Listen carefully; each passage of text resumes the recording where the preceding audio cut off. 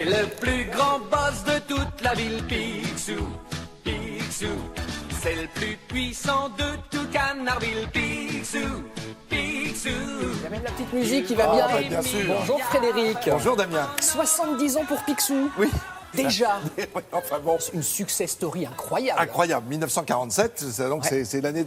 Alors en fait, lui, il est né, mais c'est pour ça, il faut essayer de se dédoubler. Il est né dessiné en 1947, or lui, il est né en 1867, si on regarde Ah la ouais. généalogie de la famille. Bon, mais enfin, en 1947, il voit le jour avec Karl Barks, qui est son dessinateur. Karl Barks. Barks, attention, hein. B-A-R-K-S. C'est pas un M, hein, d'accord. Non, absolument. Et Karl Barks était déjà un dessinateur apprécié des studios Disney, et pour cause, puisque c'est à lui que l'on doit le Donald, en partie en tout cas. Et on le verra dans les images tout à l'heure. Regardez bien quand vous allez voir Karl Barks, parce que ce sont des images assez rarissimes, on ne le voit pas souvent.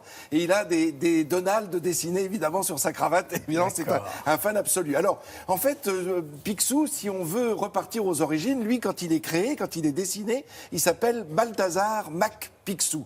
Il est né en Écosse, d'où le côté évidemment près de ses sous, près de ses finances, et il est le fils de Fergus Mac Picsou.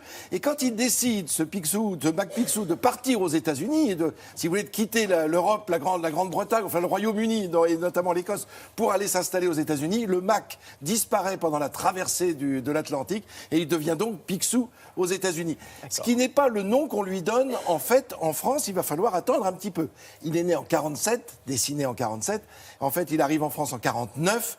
Et en 49, il s'appelle, tenez-vous bien, Oncle Harpagon. Est-ce que ça vous étonne? Ah bah non, Pas bien sûr, vraiment. référence à Molière, Évidemment. Eh oui. Alors, Oncle Harpagon, puis Oncle Edgar. Et enfin, il faut attendre 1952 pour que ce nom de Picsou apparaisse définitivement. Alors, on l'a vu, on vient de le voir sur les images mais, qui sont passées. On le voit là avec ses neveux, ses arrière-petits-neveux, parce que ce ne sont pas ses neveux à lui.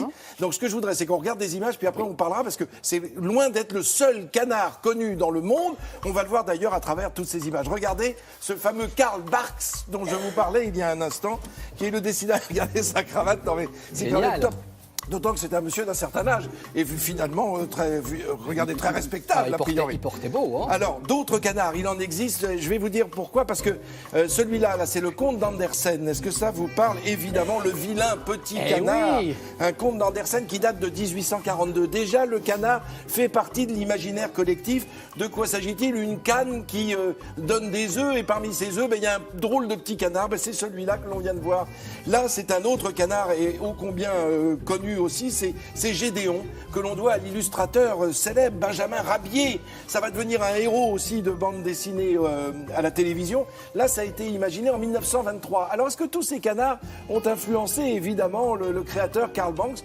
Je laisse la question en suspens. Et puis alors, je voulais vous montrer celui-là, parce qu'il est diablement connu. C'est Daffy Duck, personnage de Tex Avery, 1937. Là, c'est le grand rival de Bugs Bunny. Mais revenons à notre héros. Le voilà, ce fameux Picsou. Et voyez ce qu'il regarde dans la main, c'est le sou. Il est toujours présenté avec le sou. C'est ce qu'on appelle le sou symbole, le sou fétiche de Picsou. Pourquoi? Quand il était dans sa ville natale en Écosse, son papa l'envoie faire cirer les chaussures. Alors il cire les chaussures et un jour, parmi ses clients, il y a un monsieur qui lui donne une petite pièce, mais une petite pièce américaine. C'est-à-dire qu'il n'a pas pu la dépenser en Écosse. Alors ça lui a donné deux leçons à ce petit Mac Picsou qui était encore très jeune. Un, ne faire confiance absolument à personne, ni en affaires, ni lorsqu'on vous donne une pièce. Et puis deux, pour faire fortune, il fallait qu'il parte aux États-Unis. Voilà pourquoi Quel on beau le retrouve. symbole. Oui, C'est absolument. magnifique symbole. Alors voilà pourquoi il est toujours avec un sou à la main. Et figurez-vous que Karl Barks, quand il a imaginé ce personnage de Mac Picsou, il s'est, il s'est penché sur un héros qui existait déjà de chez Dickens. Vous vous rendez compte? Ah bon? Donc là, on est vraiment très loin du monde de Walt Disney. Dickens avait imaginé un conte de Noël avec un personnage qui s'appelait Scrooge, qui était chez lui, qui était un vieux monsieur, avare, véritable harpagon, qui n'aimait pas les autres, parce que c'est ça aussi. Hein, quand on aime, on ne s'aime pas et on n'aime pas les autres. Et avec son argent, il refusait même de faire quelques petites fêtes parce qu'il trouvait que c'était dépenser l'argent sottement. Donc en lisant ce conte de Noël de Dickens, c'est ce qui va donner l'idée à Karl Barks. Donc à l'occasion, si vous avez l'occasion de relire ce conte de Noël de Charles Dickens, vous retrouverez l'origine de ce Picsou. Bon, il faut dire que les canards, il en existe de toutes sortes. Et oui, j'allais vous le dire. Non, bah oui, Même dans le langage parlé. Ah, bah, courant. absolument, dans le je me langage rappelle courant. quand on est gamin, on dit le papa vous dit je vais mettre un petit canard, avec modération, mais vous aussi, le oui. petit sucre dans de l'alcool. Oui, ou de café parfois. Ou le café. Hein, pour être comme... Moi, chez moi, dans l'Est, c'est un peu d'alcool. C'est un peu d'alcool. Oui, mais avec modération. La petite prune, mais bon, c'était. Non, mais alors ça, ça rappelle évidemment le côté le canard qui plonge dans l'eau et qui ne ressort de la surface de l'eau que son petit derrière. Donc c'était le principe du sucre. Mais ce nom de canard, vous avez raison, parce que c'est devenu aussi, vous savez, en musique, on parle d'un mauvais son, on parle d'un canard. Note, on fait des canards. Eh ben, on fait un couac. Mais c'est quoi? C'est une sorte d'horrible coin-coin, en fait, comme le coin-coin du canard vient de là. à l'origine. Oui, absolument. Et puis du coup, pas bonne musique, pas belle note, eh bien, pas beau journal. Voilà pourquoi le canard devient le nom donné à un mauvais journal. Un journal qui ne donne que des nouvelles mal préparées. Et finalement, le mot canard va pourtant, curieusement, là, changer. Et finalement, offrir des qualités à ce canard, puisqu'on en parlera sûrement tout à l'heure avec la revue de presse. C'est quand même le jour où sort le canard enchaîné, le mercredi. Donc, c'est le dernier qui conserve ce titre de canard.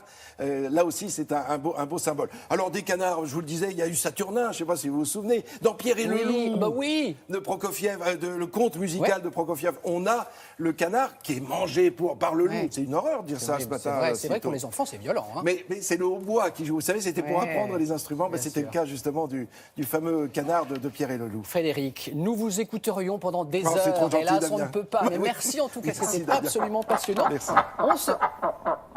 Merci les canards, merci beaucoup de votre venue.